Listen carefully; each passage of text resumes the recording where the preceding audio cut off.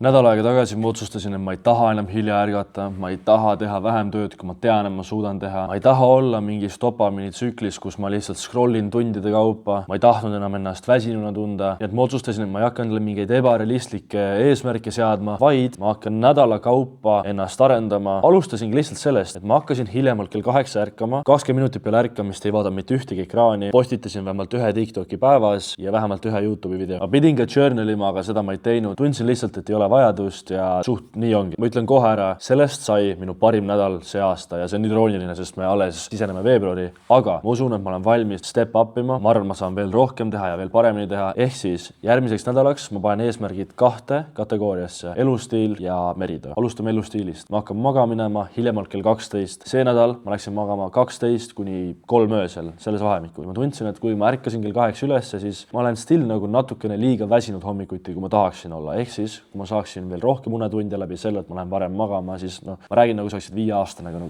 see on simple as that. Mine varem magama, sul on lihtsam ärgata ja saad hommikul veel puhanud. Ja rohkem ma seal midagi ei muudaks, vähemalt praegu. Nüüd aga meride osas ma tahaksin tõsta 7 TikToki nädalas 10 peale. Jälle väike hüpe, ei ole midagi liiga hullu, liiga suur. 3 videot rohkem. Ühe TikTokiga me tõime mingi 450 pluss followeri juurde ja ma arvan, et kui ma teeksin 3 videot rohkem, siis see nii-öelda tulemus sealt või see return oleks, ma arvan, väga-väga eeskujulik. Tuues need 2 muutust, ma tahan näha, mis järgmine nädal endast toob, et mulle sobib see, et ma võtan nädala kaupa. Mõni tahab, et tal oleks mingi 3, 6 kuni 12 kuud ette kõik planeeritud ja öeldud. Aga minu puhul töötab see, et ma võtan nädala kaupa. Nii et kui sa tahad ka kaasa teha, siis tee kaasa. Kommenteeri, kui sul on mingeid mõtteid, mis iganes, pane like videole, kui see meeldis sulle ja vajuta subscribe. Niimoodi me jõuame veel rohkemate inimesteni ja that's about it. Davai.